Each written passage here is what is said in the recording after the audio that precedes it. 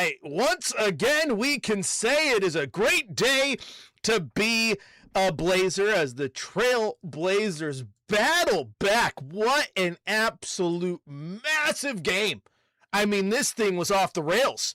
I had tweeted out at one point, and I apologize, but holy expletive. The first night of play-in has been pure cinema. The Charlotte-Miami game was incredible. This game was incredible. And I tweeted that out when the Suns had the lead and they had gone on their big end of the third quarter into the fourth quarter run, and then the Blazers were starting to chip away. Had no idea what the end result was going to be. All I knew was that, boy howdy, was the basketball fun. And the Blazers did. They weathered a massive storm. They led for large chunks of this ball game. But in the fourth quarter, they answered the massive Suns run with a run of their own to end the game. Denny Avdia, big bucket after big bucket. Jeremy Grant in his return, massive bucket after massive bucket. And as you heard from that show intro, that beautiful little highlight reel put together by our producer Brendan, Jeremy Grant with the exclamation point as he dunks the ball and sends the Blazers to San Antonio this weekend for a matchup with the Spurs. This is the fifth quarter. I'm your host, Chris Burkhardt. If you would like to join the conversation with us, 503-248-0620 is the telephone number. Of course, you can go to youtube.com, type in Rip City Radio, where the chat is a poppin'. And last but not least, you can send us your texts over at 88528. Send us your thoughts, your concerns, your excitement. As some people said, show me your Blazer. I can't do it like Chad, but he gave you one before he tossed to me. I mean, that was incredible. Denny from the top rope, by God, stop the game. Somebody stop the damn match. I know who that is. Yes, you got to get a good JR reference in there. And that was incredible. As another one of our texters says, I can't be the only fan who shed a tear after that dub tonight. Well, I don't think so. I don't think you are. I was talking to Brendan before we went live. The thing about this game that's special, that is the first. I am not BSing you. This is not a joke. This is just what happened tonight. I cannot tell you the last time I watched a Blazer game and my heart felt like it was going to pop out of my chest. I was on the edge of my seat this entire game. Especially, and then I started to get a little. I started to ball up a little bit during the end of the third quarter, into the fourth quarter run. But I definitely had the heart bumping out of the chest. Now, before we get to our calls, people are starting to line up once again. 503-248-0620 is that telephone number. Let's start off how we always do. It's time for the Rip City Recap. It's time for the Rip City Recap with Chris Burkhardt on Fifth Quarter, presented by Coors Light. Choose chill, Portland. Hey, as Shafe says in the YouTube chat, no draft picks can replace this playoff experience. That is right. The pick has conveyed Chicago. You can have it. The Blazers are going to the playoffs. And I said this in the pregame show. I do not care about the matchup. I do not care that San Antonio is a championship contender. I wouldn't care if you lost this game and ended up winning on Friday and you had to go to Oklahoma City. And I don't care if these series are sweeps. It's the fact that the Blazers did it. They made it. They got through. Not only did they get to the play-in, not a lot of people were giving them a chance to beat the Suns. I went into this game. I thought the Suns, I had them as a 5-point victory. I'm being completely honest with you. It's what I said in the pregame show. Doing my best. Like I'm just, okay, that's what I think is going to go. That's what I think this is going to be. And then they flipped it on their head. They won the game. In that first quarter, the Blazers were down by 2, 33-31 at the end of the first quarter, and mainly because the Suns, who are a hot three-point shooting team, were just 0 of 4 from beyond the arc. Meanwhile, Portland 6 of 17 in that first quarter alone. In the second quarter, Portland outscored the Suns 34-29. They were 6 of 10 from beyond the arc. That was the thing early in this game, just massive, massive three-point shooting.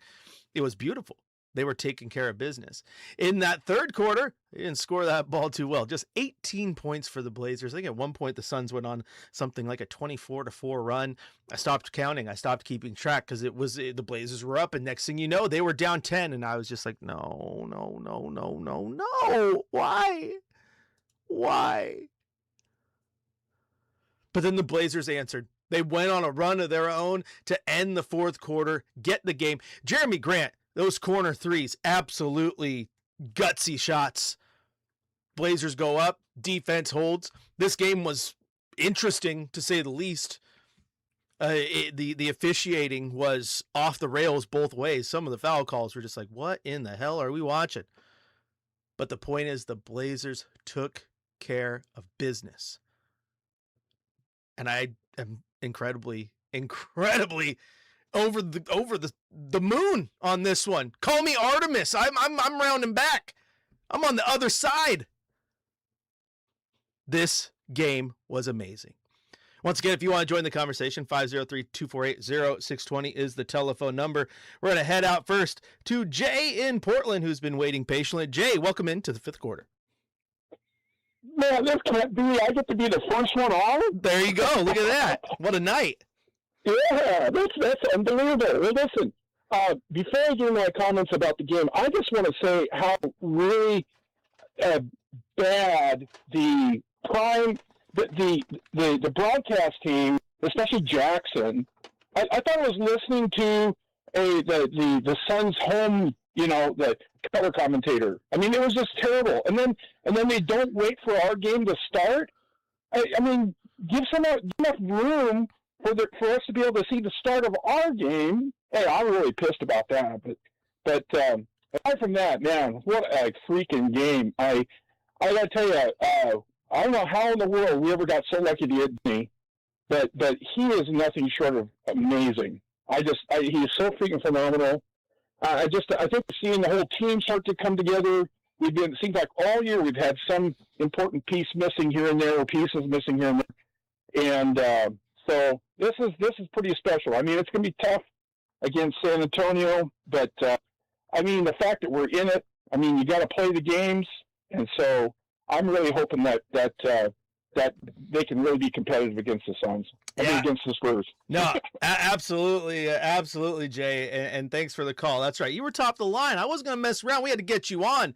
But to the announcers for a second, I did think it was funny because I tweeted this. I said, well, at one point, Mark Jackson was like, yeah, Denny Avdia has the second most free throw attempts in a single season, second only to my man, Sidney Weeks. I meant Wicks. Like, how you going to go out there and mispronounce it? How you going to say my man and then mispronounce his name? Like, oh yeah, this is my favorite Blazer since my man Damian Lillard, sorry. Like, what are we doing? The announcers may have not been in top form, but you got to remember at some point too, and I'm going to be completely honest here, and this is the hard part about announcing. If you are not the home broadcast team, if you're not Casey and Lamar, where you are fully entrenched and you kind of share the same heartbeat with the team, and you know the guys and you can read their body language and all that, I do think for national broadcasters at times it's hard not to feed off of being in the home stadium, being in the home crowd. And I'm sure if you ask Sun fans, they probably thought it was a Blazer homer broadcast. That's just how national broadcasts work. But there was a couple little hiccups there for sure, and like I said, the officiating was a little off the rails as well. But at the end of the day, say what they want. You can be as homery as you want for the other team, because the Blazers, they're the ones advancing to take on the San Antonio Spurs, to which point I am texting my cousin, who is a Suns fan who lives in Phoenix, who I text her about once a year, usually when it's a big game. Like if the Ducks beat the Sun Devils, she gets a text. A game like this, she gets a text. All right, let's head out to Tom in Phoenix. Tom, welcome into the fifth quarter. Hey, I had the chance to keep stats tonight for Travis. Full circle for me. I became a Blazer fan in '73. I came to play basketball at George Fox University. Lenny Wilkins became the coach. I was there for the championship. I had the thrill of keeping stats for Bill Schonley, Brian Wheeler, and for Travis tonight. Not a lifelong Blazer fan because I was Sonic Ball Boy from '67 to '73, but when I moved to Oregon and Lenny Wilkins came, I switched over to the Blazers. They got a great team, tremendous depth, great to see him healthy, fun to watch him. What a great night. Man, Tom, well, thanks for the call, and that's a story right there. You've been sitting next to doing stats for some of the greats, and you probably got to watch Travis as excited as he's been since he's been in that role. So you were in a good spot tonight. Yeah, good spot. Yeah, I had the chance to do play-by-play at Portland State for 20 years, and actually, Travis' first broadcast in Portland was doing updates for me at halftime of Portland State football game, and Chad's first time on the radio in Portland was doing sports updates on my golf show on Saturday morning. So full circle night for me. Oh man, Tom, that is awesome. I'm glad you got to do that, and I'm glad you called in. Before I let you go, since you were there, what was that like being in the arena tonight? Well, the fight of the Blazers was just absolutely amazing. When they got down by 11, it was just, I just got to say, Brooks is the biggest punk I've ever seen in the NBA, so I was glad to see him take it at the end. Absolutely, man. Well, Tom, you have a wonderful night, a safe drive home, and thanks for calling in, man. All right, thank you. Great job. That is a wonderful call. I am so glad Tom just called in. Really cool to see. There's some history there. I don't get a lot of callers who call in and tell me they've done stats for the Shuns and stats for Wheels, and now doing some stats on the road for Travis and have long ties back to Portland. That's absolutely incredible. Shout out to Tom. Thanks for calling. And he got in his little Dylan Brooks barb. You got to get one in there. Dylan Brooks, he's Dylan the villain for a reason, and he's a nice enough guy on a personal level, but on the court, man, he's a villain for a reason.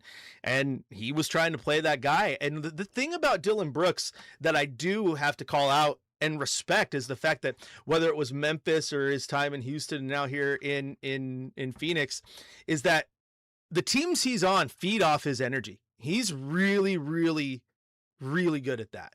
And defensively, he's great. Offensively, he's absolutely improved his game. But he's a pest. He's a pest, just like guys like Pat Beverly at their height were pests. Matthew Dellavedova is another one who was a pest on the defensive side of the ball. But Dylan's different because he's also built like a tank. Like he's built like an NFL linebacker. The guy is absolutely huge. I thought it was interesting tonight. He was getting away with, he was dropping that shoulder into guys a lot when he was driving into the paint and wasn't getting the offensive foul call. But then I do love when Donovan Clingan wraps around his shoulder that they say threw him to the floor, despite the fact all he did was stumble back. Like he didn't go to the floor. Like bro stumbled. And as one of our chatters says in YouTube, insert Dylan Brooks flop here. It might have been a little bit of a flop. That's the reason he did his little stumble. And DC, was getting tired of getting that forearm to the chest and getting pushed around a little bit because, Dylan Brooks will toe that line. Absolutely, he will. But no, I thought that was funny. Threw him to the floor, falling to the floor. Like, bro, he didn't go to the floor. He stumbled and took a step back. What are you talking about? You had a replay. You got to watch the play multiple times and you still came away with throwing him to the floor. No. He threw him out of the way. He still threw him, but it was a very different throw. It's like the difference between a fastball and a curveball. Yeah, the pitcher still threw the ball, but those are two very, very different pitches. Throwing him back and stumbling ain't falling to the floor. I'll tell you that much. But no, Dylan is Dylan the villain for a reason. And like I said, the team definitely they feed off him. And that's what they do. And the Blazers being able to weather that storm and punch back. Because honestly, the run that Phoenix went on, and first off, the defense, they locked in. Like they decided to get very, very physical. And it definitely kind of knocked Portland off of their game, knocked them out of their comfort zone. So when they started the fourth quarter, I mean, they had missed 8 straight shots. It was brutal. They adjusted to that. And then they got their 3-point shot falling. It had not been falling all night. And in that fourth quarter, they got hot. I mean, you look at it and you're like, okay, what do you mean they got hot? I mean, yeah, they only hit 3 of them, but they were big. They were 3 of 5 and they were massive shots. Offensively, they shot 50%. They were finding their rhythm. And a lot of that was, again, led by Dylan Brooks. So you gotta give them credit for that. even though he's annoying and a pest, and it is kind of nice to watch him get his sometimes. I do think Dylan Brooks, and everybody's going to say, no, and I totally get it because that's how this is. Dylan Brooks is like the epitome of don't like that player unless he's on my team. Like, because if you give me a guy that you feed off the energy, people love that. I thought this team did a good job tonight kind of feeding off Denny. After Phoenix hits a big three, he goes down, he gets that and one, and just lets out the roar, and the team rallies around him. Massive. Also, I think the most important play of this game, and I am not joking, the most important play of this game was two of the vets, Jeremy Grant and Drew Holiday. Specifically, Drew Holiday getting Denny Avdia away from the official when he ran in for the layup, thought he got fouled, and clearly yells, "That's a foul!" and one, and he is right in the ref's face. And the ref gave him the finger, like, "Hey, get away. I'm going to give you a little bit of leniency here, but back off."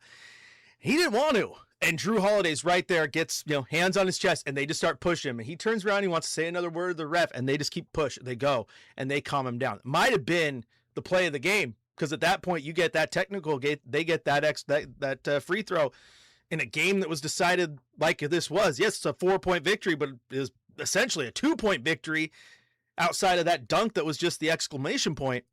Those things can swing this game. In fact, you could probably look at Dylan Brooks, the clapping after a call he didn't like that he gets a tech on. Those things swung this game a little bit. Absolutely. They did. Shafe says Brooks is a Temu Jimmy Butler. If you're a Jimmy Butler light, you're still good because Jimmy Butler's great. So yeah, I'll take that on a lot of teams. Like I said, Dylan Brooks, he's a villain, and he totally deserves that hate for being a villain. But there's a lot about his game I respect. And one of those things is definitely the fact that the teams he's on feed off of that energy and play with that edge. And it's what makes him good. And he deserves a lot of credit for that. This is the fifth quarter. If you want to join the conversation, 503-248-0620 is the telephone number. Of course, you can hit us up. Go to youtube.com, type in Rip City Radio. You can join the chat there. Plenty of people texting. Messaging. I can't even keep up. That's awesome. I love that. And then, of course, you can text us. Text line 88528. One of our texters says, not quite as emotional as advancing out of the first round after the series win versus OKC in 2019, but quite well a good vibe for this one. Jesse from Discord. Yeah, Jesse, it is. It's a great one. It's a good vibe. There's certain levels to it, right? Like the OKC one was amazing because of the bad shot and the way that whole game played out and kind of the hatred between those two. Like Prime Russ and Prime Dame, like they went at it and that was fun. I think probably one of the most emotional was definitely the 0.9, for the first time in 14 years. Like that was awesome. This one's up there. Again, this was just to get into the playoff and to talk about the gravity of this game and the importance of this game. The fact that we're all sitting here. I'm the guy who just hosts the pre and post game show. And my heart is popping out of my chest because the game was just intense. I mean, are you not entertained? This is the reason Gladiator was made, because they had the foresight to know that one day people are going to clip it and make GIFs or GIFs, depending on what you want to call them. And people are going to use those to send people in games like this. This is what that GIF was made for. Are you not entertained? I was very, very much entertained. Absolutely, I was. This is the fifth quarter once again. I'm your host, Chris Burkhardt. You can follow me on social at Chris J. Burkhardt if you so choose. You can carry on the conversation tomorrow and the next day. We've got a few days off. Blazers don't play again until this weekend. And if you did not get a chance to see what that schedule is, our Sean Hyken of the Rose Garden Report did tweet that out. So the Blazers will play game 1 against the Spurs on Sunday. Then that is a 6 p.m. tip. The Blazers will play game 2 on Tuesday. Then they will come home for game 3 on Friday. And game 4 will be on Sunday, the 26th. If they are needed, game 5 will be Tuesday, the 28th. Game 6 will be Thursday, the 30th. And game 7 will be Saturday, May 2nd. Whew. Man, my heart is racing. I got to take a quick break. We're going to take one. And when we come back, I hit you with our drive of the night. We'll talk about this game a little more. We don't have any coach audio to play. He was too busy telling this team how awesome they were. If we do get it, we'll play it for you. I assure you of that. And we'll continue to take your calls. The phone lines are lighting up. So everyone online, stay there. I will get to you here when we come back here on the fifth quarter on your home of the Blazers, Rip City Radio 620.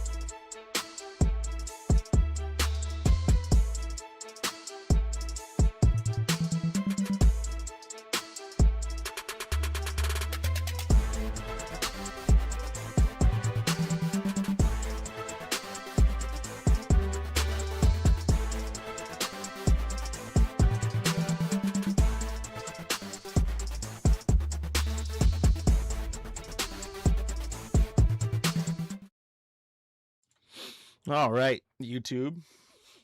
Little commercial break action here. I'm going to come chat with you. Shout out to the chatters here. Was that Shafe? Rocking it tonight, Chris. Thank you. Doing my best. I'm still on this emotional roller coaster, the high of this. Shout out to Timmy. Noticing the Moe's Moe's Tavern phone back there. My Simpsons page a day calendar.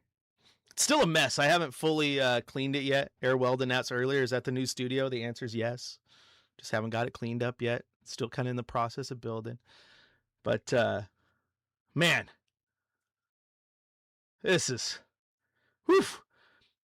hard to put into words. That was an incredible game. Sue says the radio side was off the right. What? Off the right as the game started? What are you talking about? What'd I miss? The flagrant was a joke. Horrendous, the officiating, indeed. Sean says so nice to have a full complement of rotation players. In a game like this, you needed them. You absolutely needed them. And they came up big. The fact that Jeremy hit some of those big shots down the stretch when it was his first game back, it's like that's just clutch. Absolutely clutch. The Orb, this win was earned. Without a doubt, it was earned. You know, here's the thing too. Like I tweeted out the picture, and it says the Suns in that fourth quarter during that final stretch, and it was the picture of the Amazon technical difficulties. You know, and I just wanted to get a good laugh, have some fun. But the point is, the Suns played a hell of a basketball game. There's nothing to take away from them. And I think they're going to be the favorite to beat the winner of the Clippers and Golden State game. What was great about this game, the Suns weathered the storm from the Blazers early. That's when they were able to go on that big run at the end of the third, into the fourth, take the lead. They had all the momentum. They were playing a great game. And the Blazers, to their credit, did not fold. We've seen the Blazers fold before. They didn't fold. Thank you, Brendan. And that's huge. Absolutely massive. And I appreciate what the Suns did. I thought they had played a hell of a game. And the Blazers just did what they needed to do down the stretch. Jalen Green was a beast. Yeah, he was. A couple of those shots he hit, too. I was like, a shooter's filthy when the ball don't even hit the net. It just plug. I mean, spot on. Friend of the show, Sam, what is the Metallica song of the game? Oh, my gosh. That one might take some thought. So many good ones to choose from. Brendan says he has one queued up. YouTube won't hear it, but we'll see how good he is. See, we're back in about 30 seconds. We'll be right back.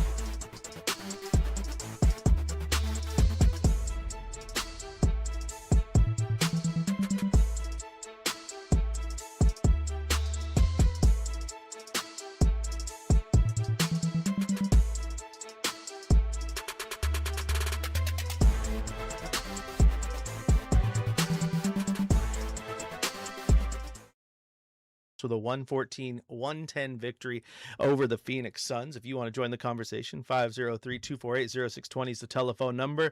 Sam asks, what is the Metallica song of the night? He says, "Wasting My Hate on Brooks" from Load. That could be a good one. I think this is this might be a little bit of a battery for me because, you know, hypnotizing power, crushing all that cower. Battery is here to stay. Smashing through the boundaries. Lunacy has found me. Cannot stop the battery. And that was the Blazers today. They were pounding out the aggression. They were smashing through the defense that the Suns put up. They weathered the storm. They hypnotized us all. And then they crushed the Suns. I like that. That's my take on it. Beautiful, beautiful basketball game at the end. Now, of course, it would have been a little different.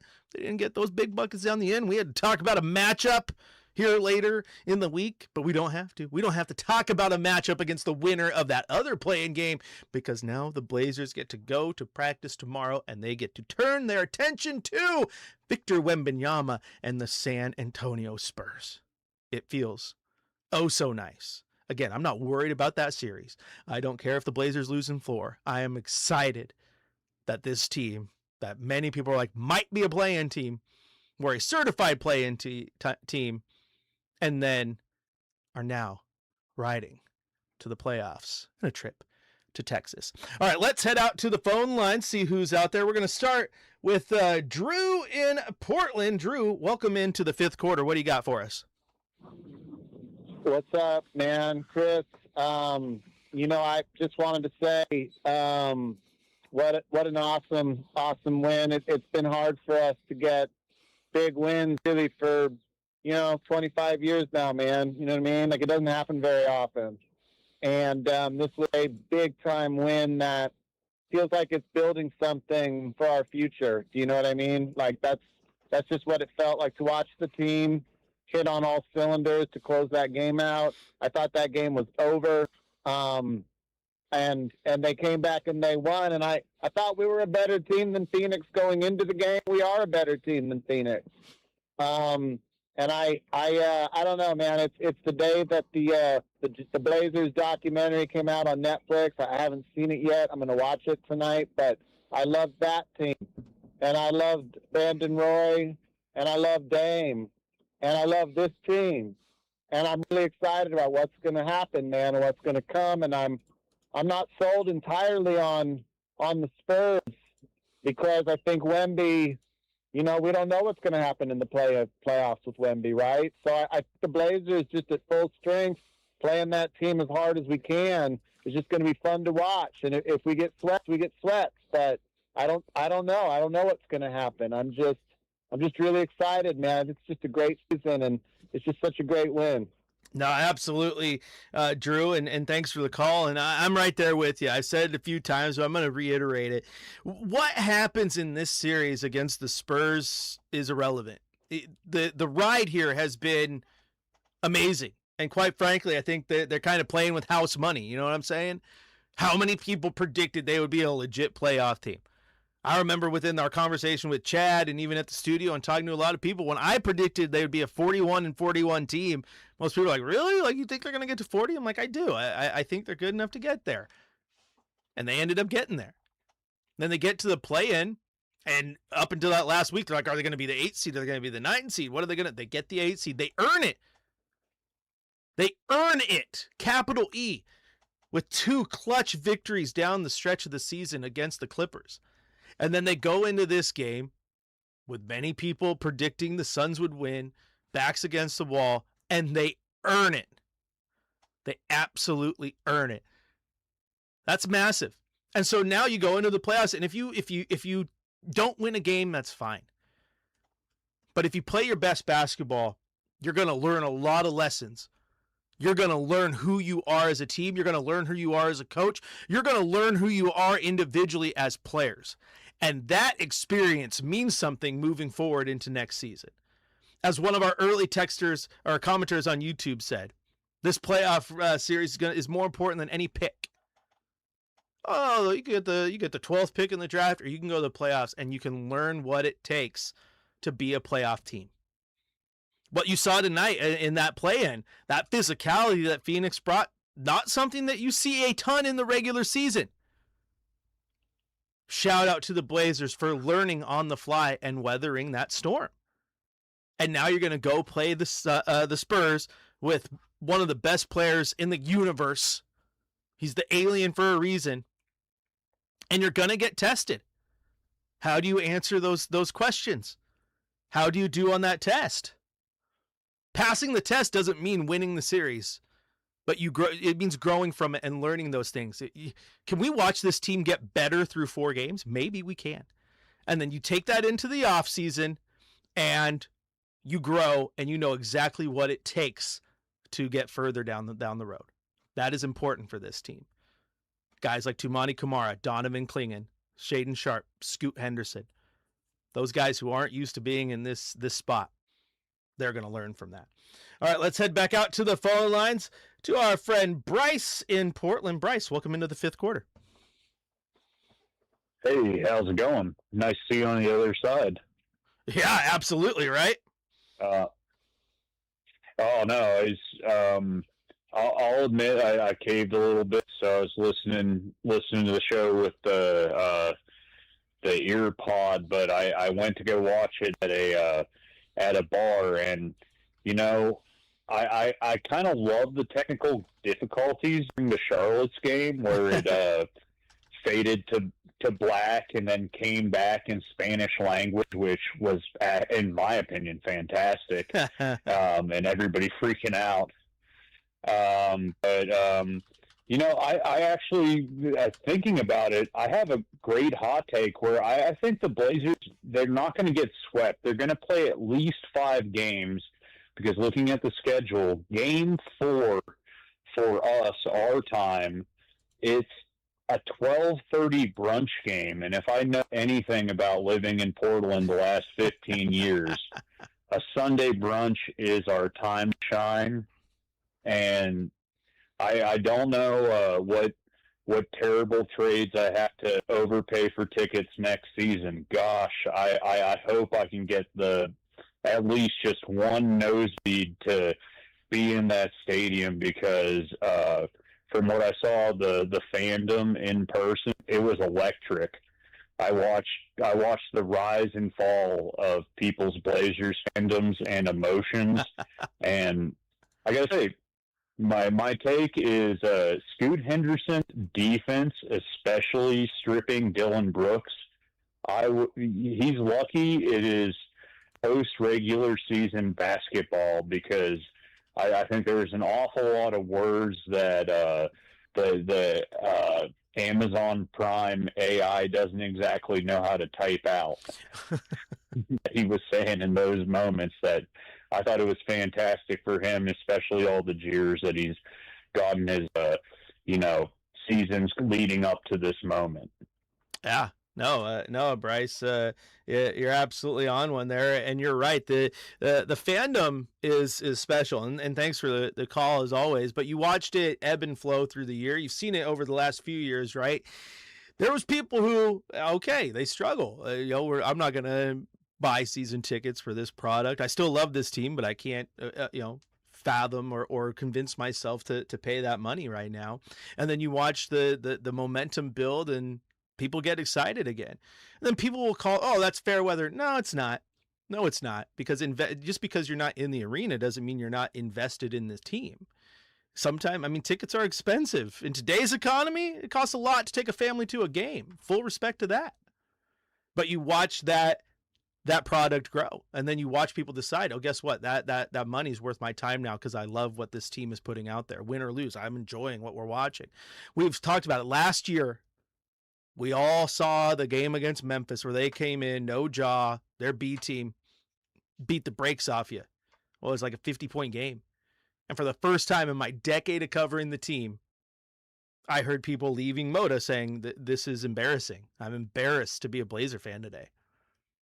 And then a week ago against the Clippers, people are walking out of Moda going, and it wasn't even a week ago, that was Friday? Walking out of Moda going, oh my gosh, it's so good to be a Blazer again. So good to be a Blazer fan. This is awesome. That's that flow you're talking about, the rise, and that's great. And that's what a playoff push can do for you. And I love the fact that they're here. I love the fact they're here. Now, one of our commenters, I think, makes a point, and it's fair.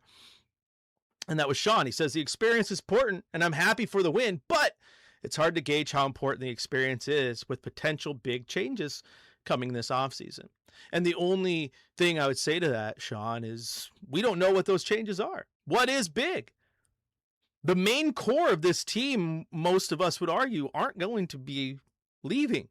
Denny Abdia, Donovan Kling, and Tumani Kamara, they're locked in. Maybe you end up moving off of a Scoot or a Shea, but you don't know that yet. So those young guys getting that experience is absolutely off the charts massive. Guys like Jeremy Grant, he's been in the league long enough. He knows what's up. Drew Holiday, Robert Williams, yeah. Rings on fingers. It's a little bit different. For the young guys, though, I think there's so much of value in what this team can learn from this. I hope I'm not wrong. Maybe you could argue that Sacramento didn't learn too much after putting it all together and ending their playoff drought, and now they're right back to the bottom. Poor management. So I understand okay, big change. What's going to happen here? But Dundon, I know, people are talking about, he's going to cut costs, he's going to do this, he's going to do that, and very well he may. But his end goal is still putting a winning product on the floor. And if you want any indication of what that means, go see how good the Carolina Hurricanes have been since he took over. Did he do some of those things that people talked about when it came to cutting costs? Sure, he did. Different owners, different approaches. And those things can be absolutely scary. But he also turned around a team that was not good. Not good at all. A team that right now in the NHL, a 53-22 team through their 82 games of the season. I mean, number one in their division. Number one in the conference. Pretty good. Pretty good. All right, let's head out. More phone calls, man. These phone lines are lighting up, and I absolutely love it. Let's head out to Pat in Portland. Pat, welcome into the fifth quarter. The floor is yours. Hey, great job to the team tonight. And actually, the last 3 or 4 games, they've really dialed it in. And I wanted to say 2 things. If I'm not mistaken, didn't we lose our first-round draft pick now to Chicago since we're now in the playoffs? Yeah, that is correct. Okay, so now we don't have any first-round picks. We just go to the second round. Is that right? What was that?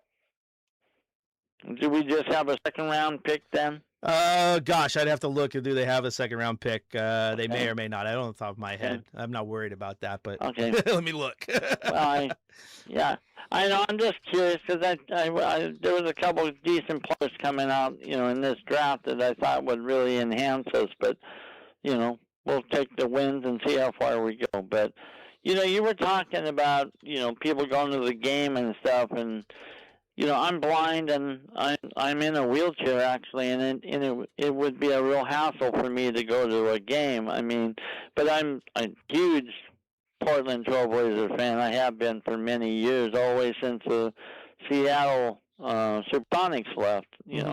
I've been a Portland fan, and I listen to every game, and I'm constantly checking on what the team is doing. So, for me, losing the radio would be just devastating because I listen to the games on TV too, but they don't do anywhere close to what you guys do with the whole, setup and the play-by-play and everything for people like myself. You guys do an awesome job. So I'm hoping the ownership will keep, things going as the way they've been and find ways to save $1 in another direction. So I'll be writing some messages to the team and asking, to keep things the way they are.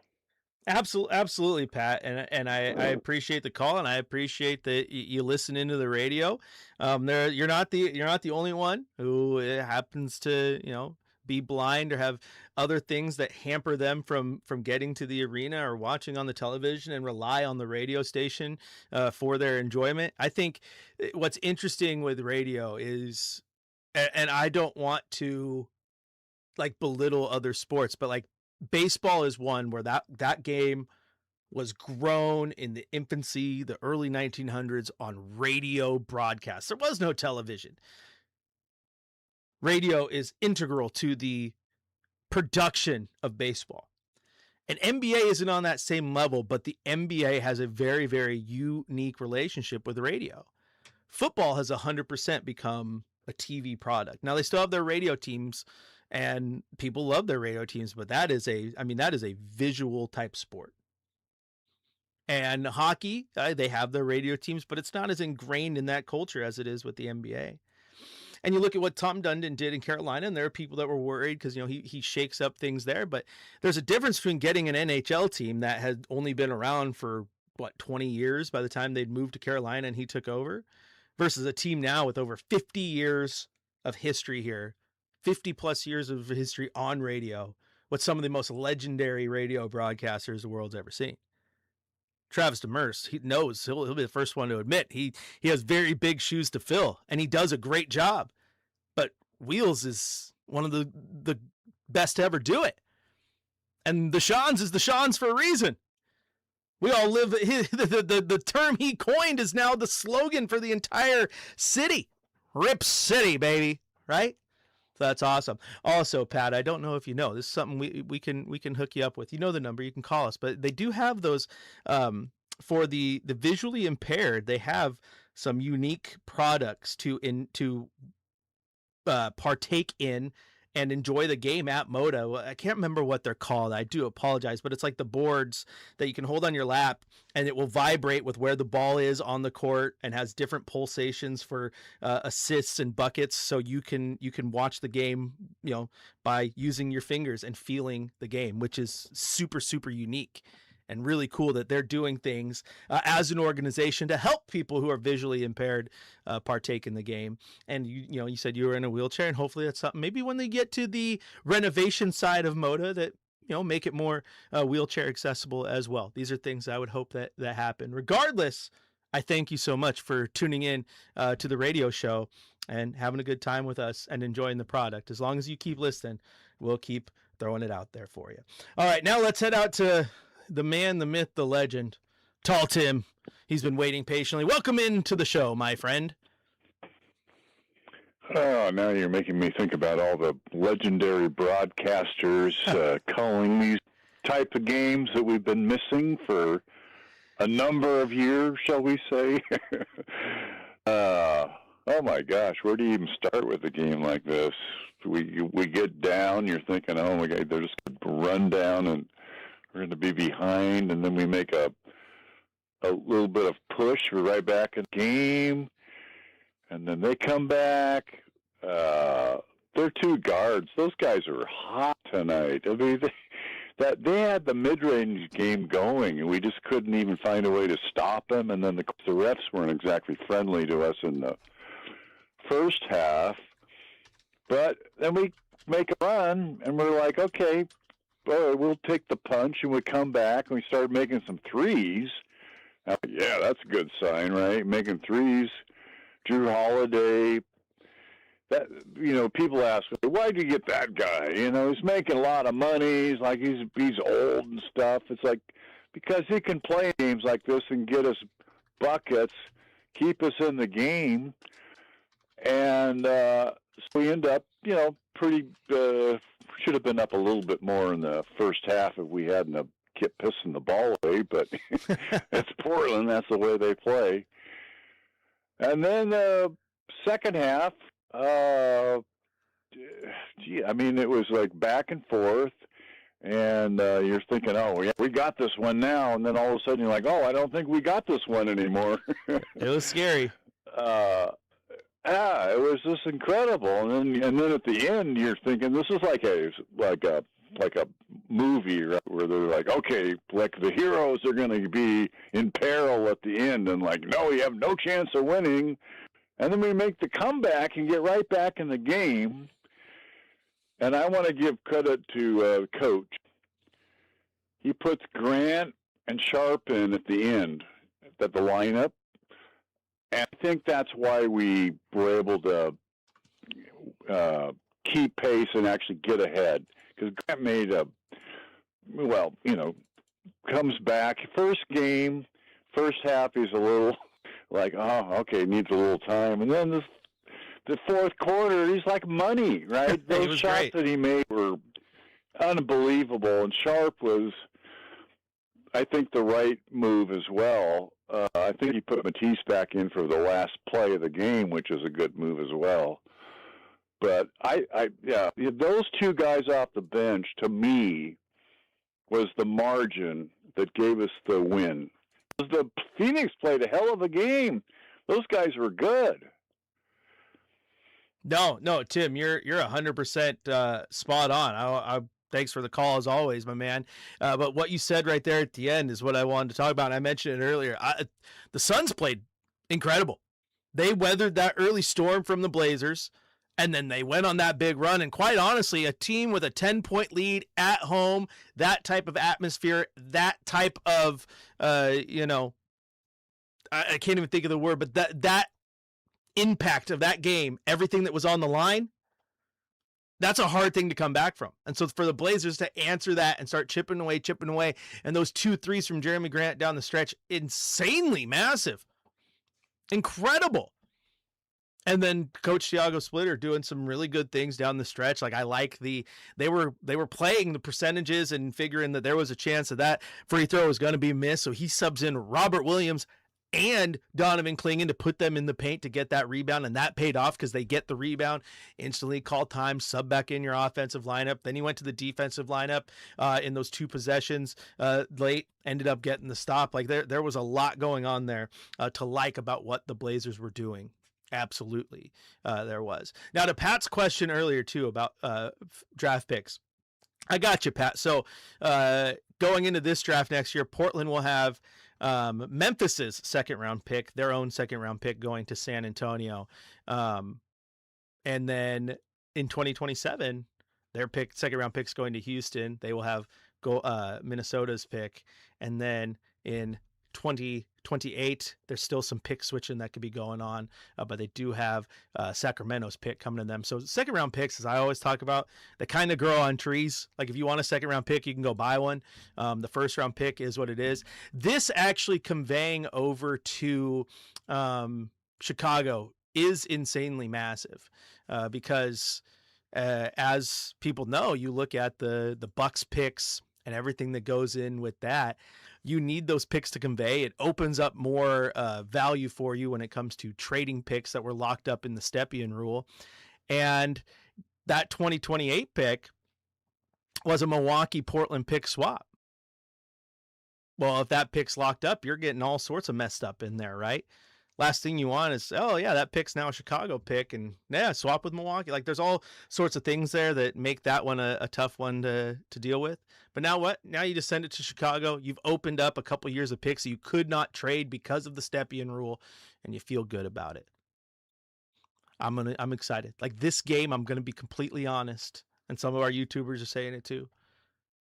Not having the pick right now is the least of my worries and the least of my concerns. I'll talk about it for you, but is the least of my concerns. It's absolutely irrelevant to me. They're going to the playoffs. They are doing incredible things right now.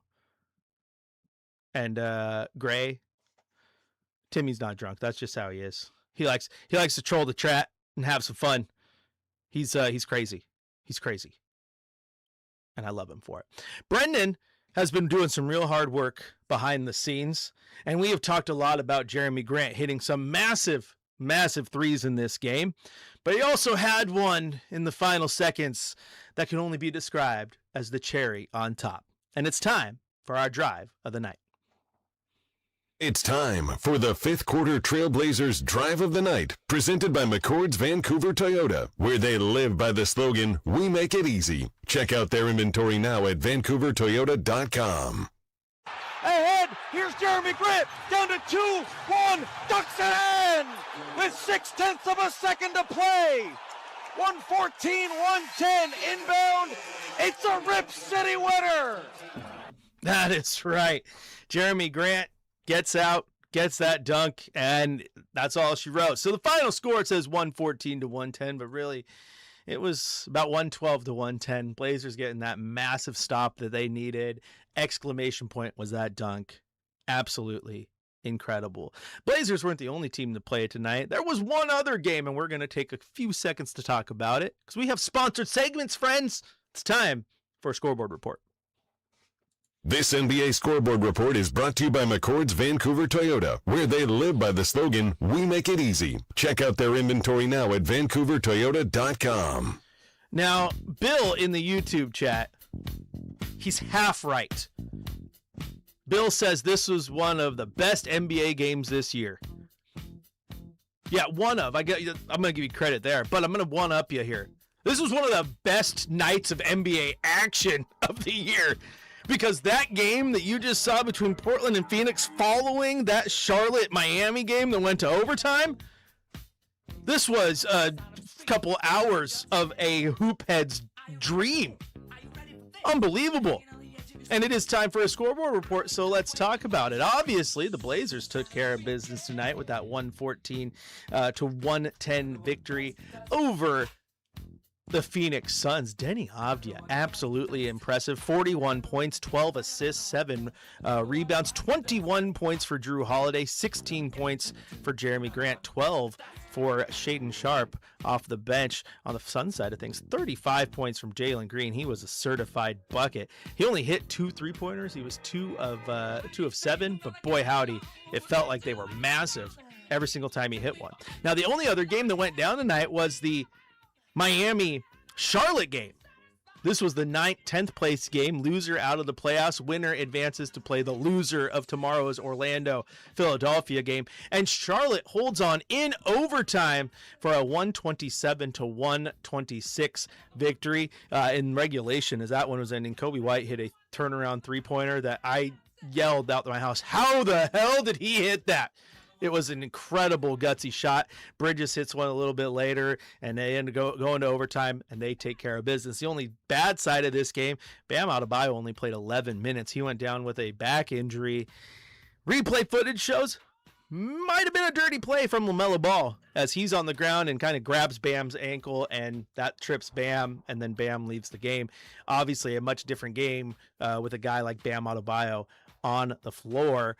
Still, there's 27 points from Andrew Wiggins, 28 from Davion Mitchell, Tyler Hero with 23 on the Charlotte side of things, Miles Bridges with 28, LaMelo Ball with 30, Brandon Miller with 23, Gon Knipple just 6 points, 0 of 6 from beyond the arc in 34 minutes.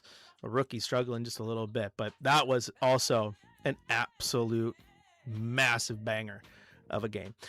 Drive of the Night and your scoreboard report, both brought to you by our friends at McCord's Vancouver Toyota, where they live by the slogan, "We make it easy." Check out their inventory now at toyotavancouver.com, or is it vancouvertoyota.com? Got to get the correct website there. I apologize.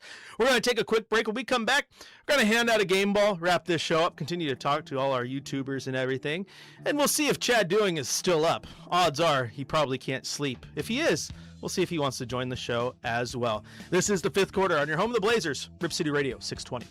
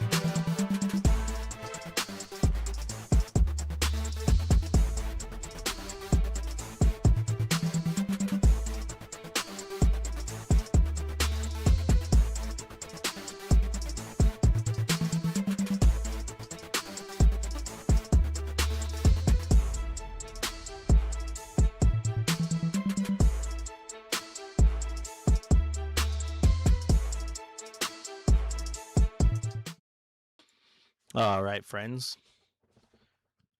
A few minutes left in this commercial break so I can relax, stretch out a little bit, see what's going on in the chat. How we doing? Chat Doing's going to join us in a second. He's still on Cloud 9. We're having fun. Oh, Keith is in the chat now. Watch out. Refs were garbage tonight. They were pretty bad. They were really bad. Really curious as to why Scoot only played 17 minutes, though, after such a good first half, even despite the early fouls. Part of it is because defensively he was getting beat a few times. I think it was because he couldn't get around those screens. That was something that people were mentioning in some of our chats there. When he was struggling like that, he was getting open shots, and they needed him to be up in there, so they went with a more physical lineup. I think that's the only reason. He did play well, but they had to go with the lineups that were working. I think that's the only reason, realistically, that they took him out. But you got to give him credit for the minutes he played. But in a game like tonight, Keith, I just think some of the things defensively that was leaving him out on an island, even though he's been really, really good on that end, the Suns were taking advantage of it. And so sometimes you got to watch out. And then when you get those two early fouls, hard to get in a rhythm. And this game was definitely a game of rhythm. Also, shout out to Robert. It says, wonderful show tonight, Chris. Thank you. Thank you. We're going we're burning the candle at both ends. We might go into tomorrow. Who knows? We're having some fun, though. We're having some fun. Chris, what do you know about Scoot's limited minutes? What I did? Oh, we can talk about that. I just mentioned it. You punk. No, Scoot was fine. But that was also that +8 Han is also during the time when the offense was absolutely on fire for the Blazers offense. But he kept getting, they were setting, like, it felt like they were setting a lot of those double picks to get him stuck because he couldn't fight around him, and he got stuck multiple times. I'm not saying it's the reason he was out, but I definitely think that's part of the reason, as Thiago was trying to go to some of those more defensive-laden lineups at times, which is surprising that the offense was able to keep up when they needed it to. I'm not the guy who understands exactly why. I know that people wanted him to play more, have that question. But that could be the reason that I may have seen. I don't think there was anything else that he was doing egregiously bad at this time. So that's just all I got. That was just a quick question and just my off the top of my dome answer. Appreciate you for the question, my man. Robert, you're not supposed to talk about the Blazers and gambling. Come on now. Any IPA to enjoy right now. Oh my goodness, what else we got? I love when the chat's popping and I can't keep up. You guys are absolutely phenomenal. Yeah, people agreeing with me that it was a dirty play. It was. That was so weird. He grabbed his ankle. It's just, might as well do WWE style, put him in a drop toe hold or something. Put the sharpshooter on him. It was filthy.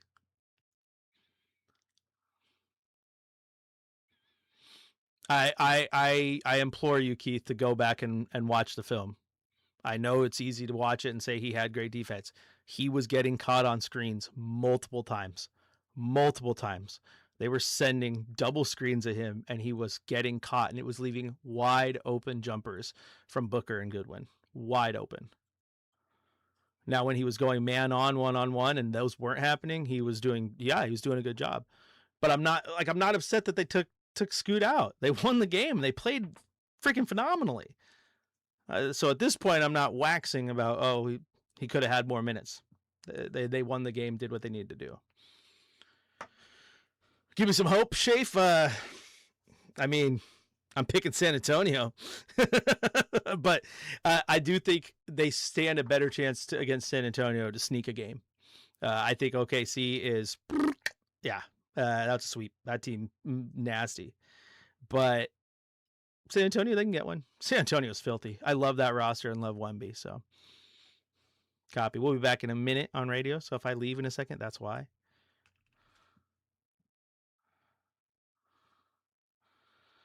Oh, yeah, it's Keith, the thing with LaMelo too is, like, I hate when a guy does a blatantly dirty play and then pretends like, oh yeah, I was kind of loopy, I didn't know where I was.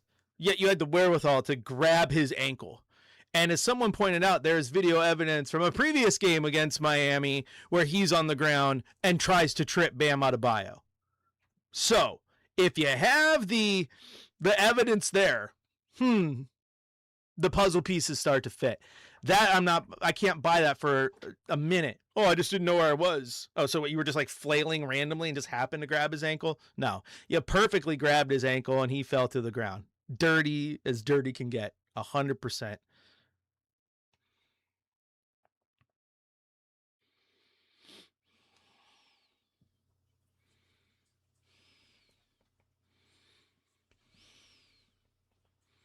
Yeah, Keith, I'm going to be completely honest with you. I don't think there's a bigger reason. I think this game was 100% with the way the matchups were going and what Thiago wanted to fit. I just think it fit. I personally don't think there's anything to read into this at all. Grayson Allen's bad too. Good call.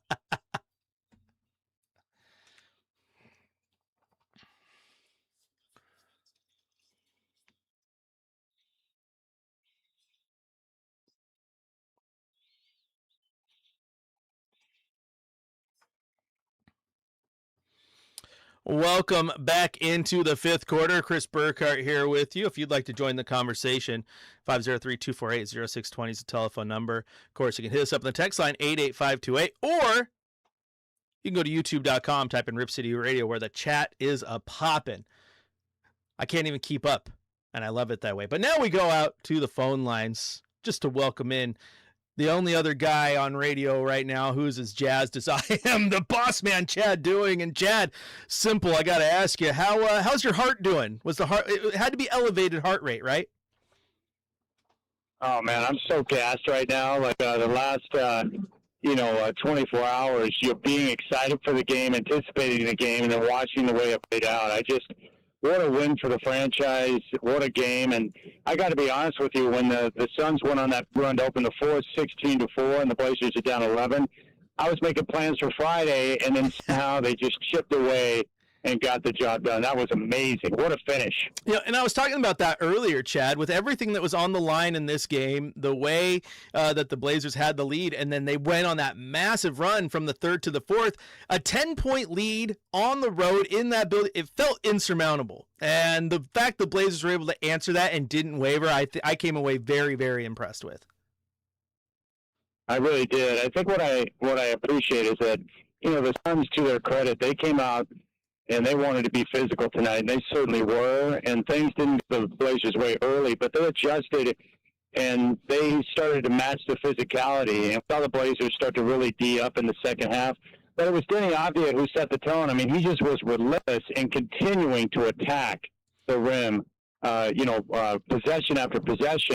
And his playmaking by attacking the rim, causing the defense to collapse, and the way he was able to create his teammates, I thought was terrific. Denny Avdia was the man tonight, and I think he's the one who set the tone and put the Blazers in a position to come back and get that job done in the fourth quarter. Pretty remarkable by Denny tonight. Yeah, absolutely. I also think one of the MVP plays of this game was when Denny Avdia went up for the layup, thought he was fouled, and kind of started barking at the ref, and vet Drew Holiday comes in and just starts pushing him towards the bench because he understood the situation. Like, bro, you can't get this technical right now. Get out of the way, and saved a point right there.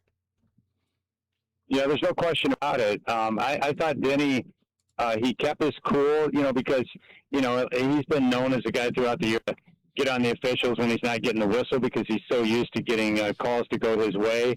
But he kept his cool and just continued to battle. And because of that effort and his focus there, he won it over and he got the job done. I was just really impressed with the way he was able to attack tonight. And the Blazers at times lost their cool. Donovan Klinger lost his cool. We saw some bad turnovers there in the second half. Shaden Sharp with a horrendous turnover, but he was able to bounce back and make a big stop defensively. I thought his defensive position, defending Booker and forcing a bad shot and a miss to set up Avdia on that final drive for the go-ahead bucket. I thought his defense was terrific. And then Jeremy Grant, he's out for an extended period of time, comes back, and just ice water in the veins in that fourth quarter with the 2 threes. I was blown away, man. But that's Jeremy Grant all year, doing whatever is necessary to help the team win. I thought he was awesome tonight with 16 points off the bench.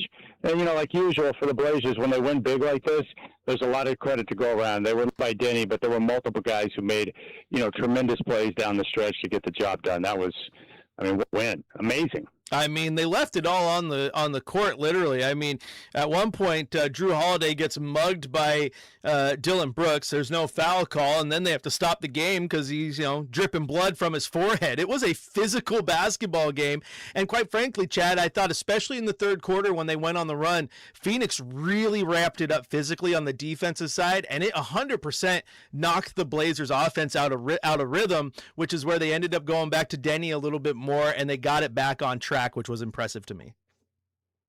Yeah, they got it back on track. Defensively, they were strong down the stretch. And, they did a good job on Devin Booker tonight. The guy I didn't expect to go off was Jalen Green at 35, but they limited Booker.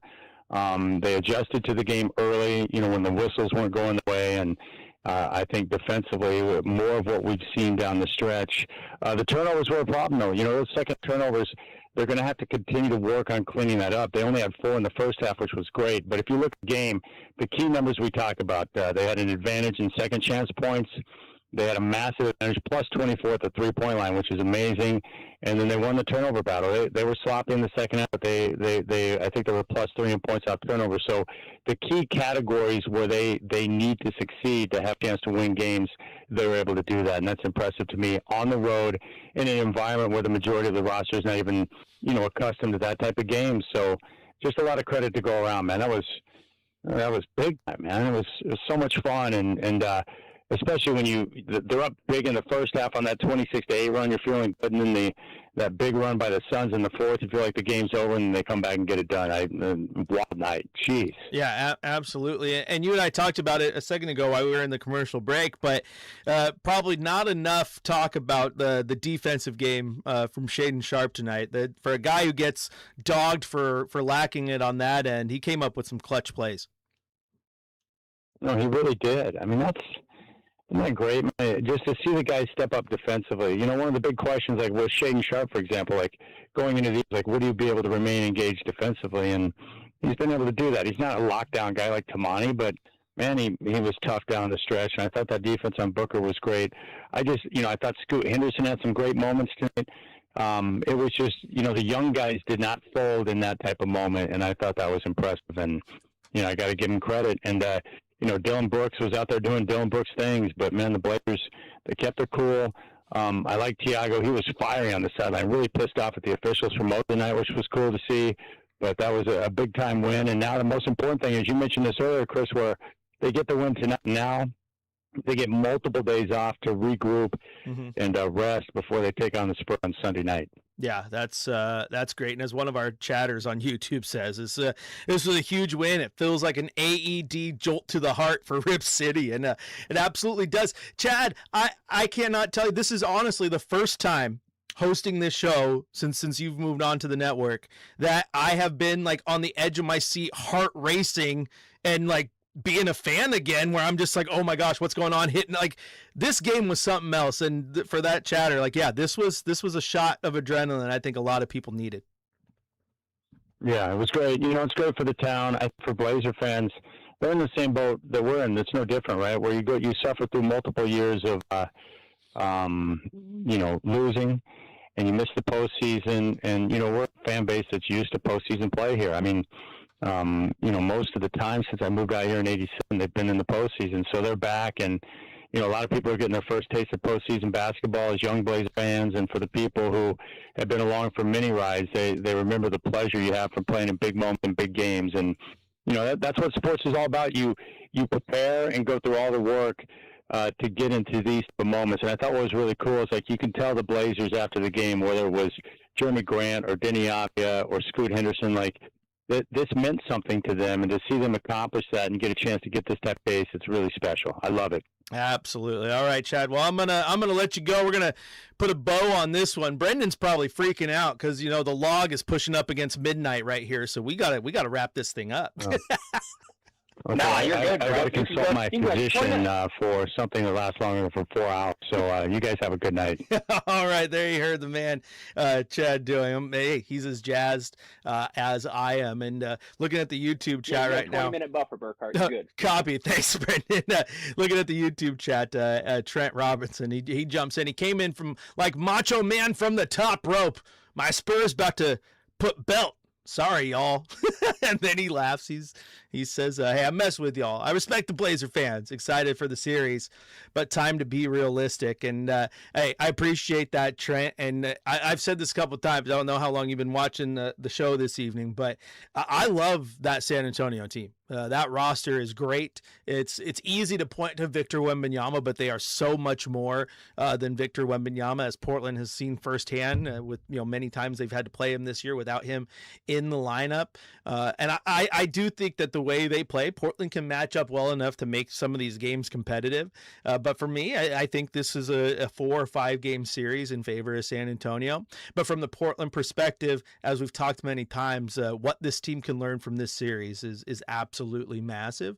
Maybe they push it to 7 and shock the world. You never know. That's what basketball and playoffs and series are all for. Clearly, San Antonio is going to be the favorite to win this thing. But again, from the Blazer side of things, I think you just got to go back to what Shafe said earlier. Like, this feels like an AED jolt to the heart of Rip City, and that's important. That's pretty important for a fan base that's been going through it for a minute here with all this tanking and all that nonsense. But yeah, San Antonio's a good team. Also, a soft spot in my heart, because the very first playoff series I ever got to travel on the road for was the Blazers at San Antonio. Woke up every day, did a little walk on the river walk, had some tableside guac there at Rita's on the river. San Antonio is awesome. It's another one of those places, Blazer fans, if you've never been there, it's a great place to go watch a game. It's an awesome city. But yeah, I'm looking forward to this series. I think it's going to be a good one. I think that the Blazers will try to make it competitive, but I don't think anyone's here is going, oh yeah, Blazers in 6. We understand what's on the line here. San Antonio's filthy good. But for the Blazer fans, I'm not worried about the outcome of the series. They win a game or two, great. They shock the world in advance, even better. I'm excited just to be in this position again, because it feels really, really good to be in the playoffs. All right, before we go, we got one more thing left to do. It's time for a game ball. Who is the MVP tonight for the Trailblazers? It's time for Game Balls on Fifth Quarter, live from the Coors Light Studios. Coors Light, choose chill. I mean, you got to give it to Denny. 41 points, 12 assists. He had 7 rebounds, came up clutch late, and put the team on his back when they needed him to. Outside of Denny, I think this game very well MVP could go to Jeremy Grant as well. Not only did he hit those 2 clutch threes, we're not talking enough about that block that he had where he took that ball to the glass, just boom, pounded it, takes it away. Blazers go down on the other end. Like, he came up absolutely massive. And so, they needed those types of performances to win this ball game.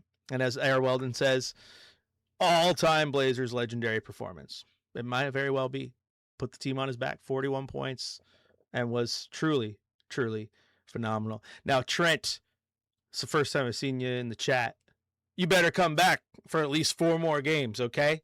We're gonna have some fun, Blazer Spur fan back and forth, man, because it's what sports is all about. We're gonna have some fun, and for Blazer fans, this weekend for the last 4 or 5 years, guess what? This season has ended a couple days ago, and we're talking about the lottery. We're not doing that this time.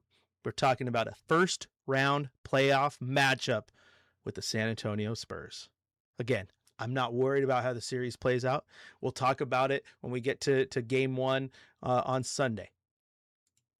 But right now, I'm just excited that we're there. And once again, for those of you who have not seen the schedule, it has been put out there. Game 1 will be Sunday at 6 p.m. here, which means I'll have Blazers game day for you starting at 4 o'clock. Game 2 will be on Tuesday. Friday the 24th will be Game 3, the first game in Portland. Game 4 will be on Sunday the 26th. And then, if needed, Game 5 will be Tuesday the 28th. Game 6 will be Thursday the 30th. And Game 7, if needed, would be Saturday, May 2nd. Regardless, the Portland Trailblazers have at least 4 more games left. 2 more at Moda Center, the Rose Garden, and it feels oh so good. That is going to do it for the 5th quarter tonight. What a show. What a show. You guys had me going. The heart rate still going. Thanks to every single one of the callers. Thanks to every single one of our chatters, even the Spurs ones. I say that in jest. I'm just glad everyone's in there. We're having a good time, man. Hoops brings us together. The Blazers now. Not 1, not 2, not 3, not 4, not 5. No, 5. 5 days off before they go back and hit the court on Sunday against the San Antonio Spurs. Is it 5 days? Maybe it's 4 days. I don't know. I woke up in Sun River today. I was on a retreat for the OSA. I don't even know what day of the week it is. And then you throw this game on top of it. I don't even know what time it is. Even though I made a reference, it was almost midnight. Is it almost midnight? It could be noon. I don't know. Everything's a blur to me. Just like Denny Avdia was a blur, driving to the rim, putting up buckets, 41 points, and the Blazers grabbing a 114-110 victory in the play-in game to secure the 7 seed and a first-round playoff matchup with the San Antonio Spurs. Once again, game 1 of that series will be Sunday, 6 p.m. tip-off on NBC, which means I will have Blazers game day for you starting at 4. And a reminder that with all these games being nationally televised now, the only place for local pregame, in-game, and post-game coverage is right here on Rip City Radio 620. Once again, thank you everybody for tuning in. I will talk to you on Sunday.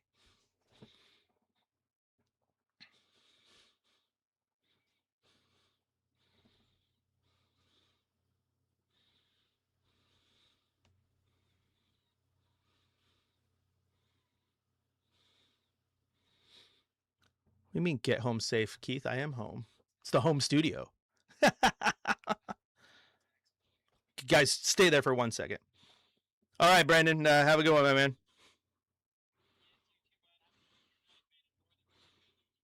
Thank you, thank you.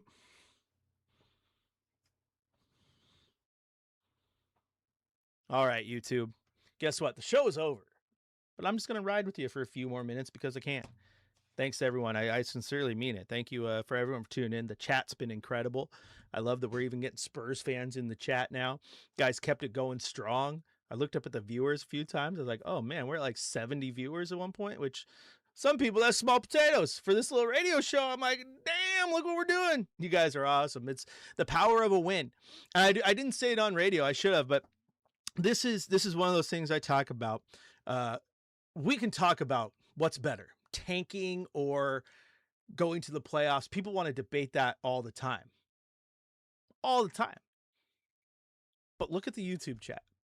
Look at the social media accounts right now. Look at your group chats. Rip City is alive and well. And that doesn't happen with tanking. That doesn't happen with going back to the lottery. It happens with what happened tonight. Go in there, shock a Suns team, and lock in a 7 seed through the playoffs. Those things matter. And I absolutely love that. So thanks everyone for tuning in and enjoying the conversation, because I absolutely enjoyed the game. And this is probably one of my favorite fifth quarters I've ever done. All thanks to you. Air Weldon says, dang, Sun River, wasn't it snowy in the mountains today? We left early. So I'd been there all weekend for the athletic directors conferences. And I think the snow was supposed to hit the mountain at about 3:00. We left at 11. So we avoided the snow. And then most people are like, oh, you're in Sun River. Must have been awesome. Bro, we were working nonstop. I was in like meetings for like 14 hours on Sunday. It was long, exhausting, but a lot of good work done. Just like the work the Blazers did in Phoenix tonight. It was a good one. It was a good one. Ryan says, I'm a Piston fan, but it's cool watching the team feel the way we did last year, if that makes sense. No, Ryan, I get what you're saying, right? Detroit was down bad for a minute. Down bad. Had to go through that tanking process and get some draft picks and rebuild, and they flipped it on their head. That's why they're one of the best teams in the NBA this year. So absolutely, I get what you're laying down. Keith says, hey, do y'all know Scoot won a postseason game before Wemby? Stop it. Oh man, Sean says it'll be fun to see a full squad against the Spurs. I hope everyone stays healthy. That's the hard part, right? Gotta stay healthy. You gotta get through it. But you saw it tonight. You had a fully healthy squad. I mean, you didn't even get Avit Krejci out there because you didn't need him. You didn't have to run your minutes with City Sissoko, like those things.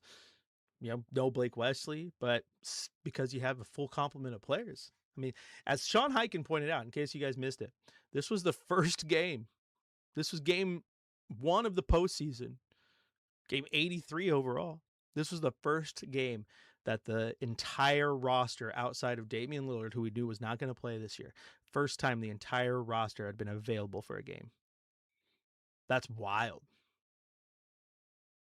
Wild.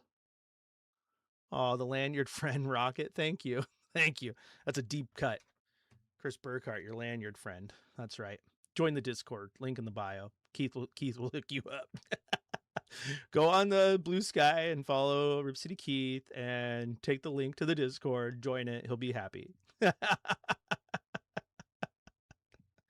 Oh, man. That's awesome. Anyway, guys, I want to stay on for a few extra minutes for you because you all are awesome. But like I said, it's been a long weekend. Shout out to Brendan who filled in for me on Sunday because I was out doing that work stuff. Woke up in Sun River this morning, had game day. This game had my heart rate racing. We're hitting midnight. I'm exhausted. I gotta go get some rest because we got a big game coming up this weekend. Remember, I'll have game day for you, 4 o'clock on Sunday. Be there because it's going to be fun. Thanks, everyone. Couldn't do the show without you. You make it absolutely amazing. I'll talk to you guys on the next one.